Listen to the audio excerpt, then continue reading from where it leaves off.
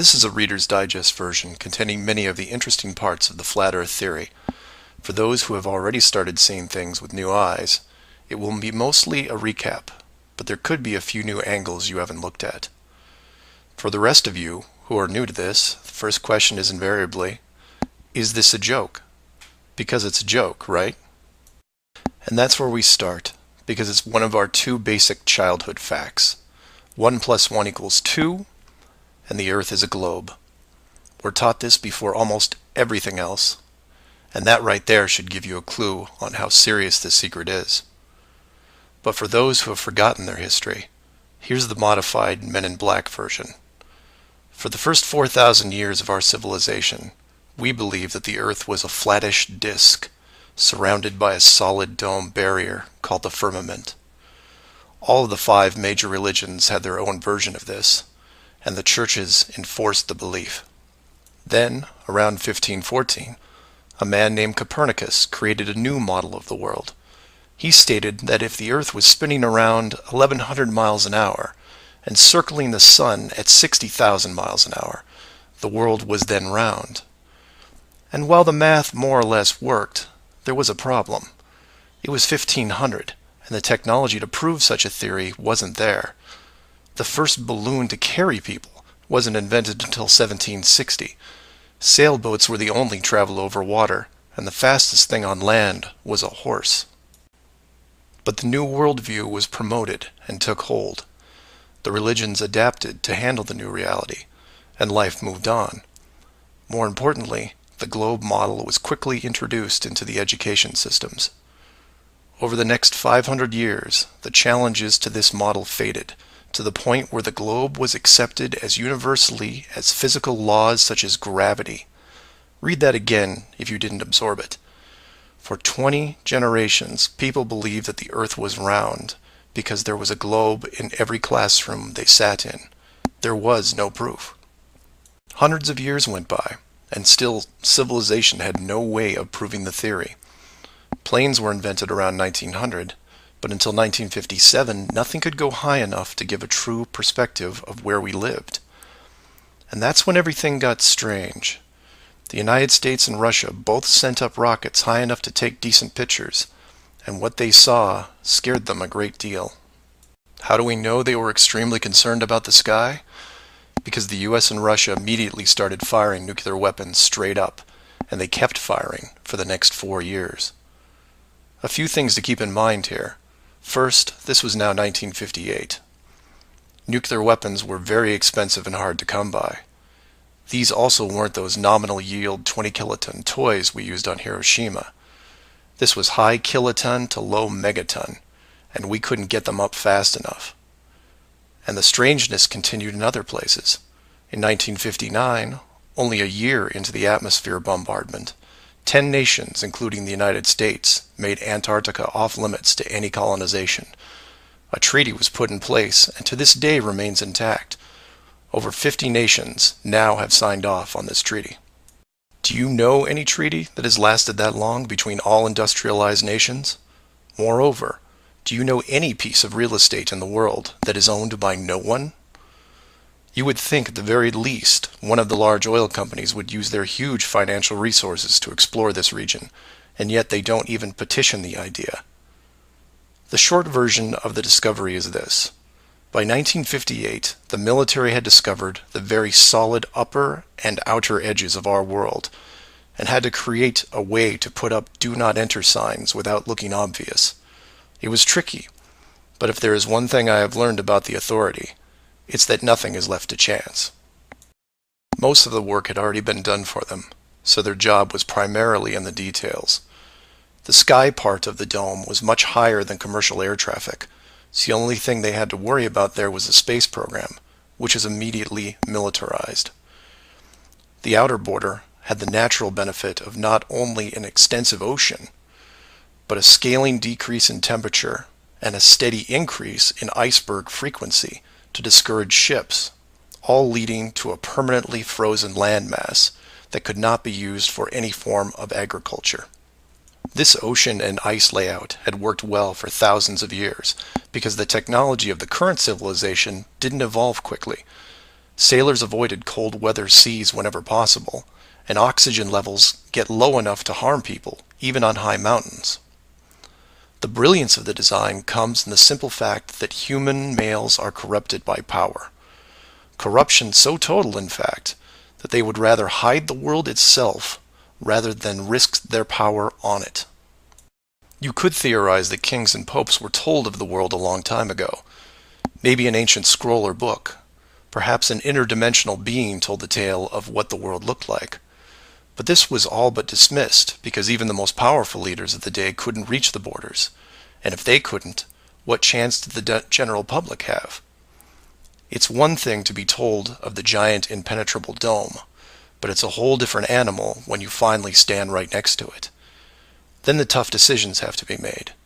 Do we keep the secret? And how far are we willing to go to keep the status quo? Once they decided to keep the secret, no expense was spared.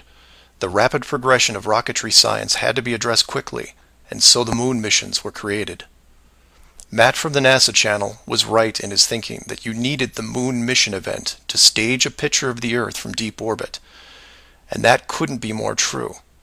Establishing NASA as the frontrunner of space exploration also diverted people who would have otherwise created their own space companies for profit. The best engineers, technicians, and pilots were recruited to the NASA space program. Once there, they were compartmentalized on a need-to-know basis. The astronauts know of the deception and are sworn to secrecy under the penalty of whatever motivates them. Private space programs are discouraged, sabotaged, or absorbed into the NASA fold. Private sector spacecraft are just not going to be allowed for several reasons. The most obvious is the collision with the dome itself. The telemetry data from such a mission would show an impact failure at a certain altitude, and if repeated, would raise questions NASA just isn't prepared to answer. There are 3 perpetual questions about our world that can't be eliminated, but avoided at all costs. These are the questions you should ask yourself and others if this protective layer is going to be lifted. I'd like to preface this with a thank you to Max Malone, a conspiracy hardcore who has a knack for boiling down debates to a single paragraph whenever possible. It was he who said, after over 50 years and thousands of hours of space travel footage, both by NASA and other countries, there is no exterior shot where the astronaut completes the simple act of panning the camera 180 degrees, let alone a full 360-degree sweep. This has never happened on any moon mission, exterior space station, nothing, ever. Statistics will tell you that this would have already happened by accident years ago, but it hasn't, and it won't. This is because of the rule they cannot break, the same rule that applies to television set shows that never show the fourth wall. Why? Because there is no fourth wall. Number 2. When you search online for pictures of the Earth from space, 95% of what you will see is a collection of artificial composite shots. In 2000, when I did this search, there was exactly 1 picture by NASA showing the bottom part of Africa and Antarctica. Now that picture is hidden within hundreds of simulated images. There are HD cameras everywhere, and no one is taking a shot of the Earth, because you can't get enough altitude to do it. Number 3. The commercial air travel routes for the southern hemisphere are wrong. This is an easy thing you can check out in 60 seconds. Take a map reading of the distance between anywhere near Australia and anywhere in South America. It's a straight shot across the South Pacific. Now find your favorite travel site and try to get there non-stop. See what happens. The routes start turning ridiculous. I used to business travel for years, and I've never seen anything like it. It's the one thing in the general public world they can't hide, the actual distance between these two places. On a round world, the flight is easy, just a straight shot across an ocean. But on a flat world, it becomes the greatest distance between 2 points. There are no shortcuts, so they distract you with multiple connections and layovers.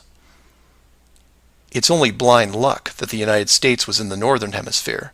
Otherwise, the increased traffic would have raised eyebrows by now. I know. It's madness. It's lunacy.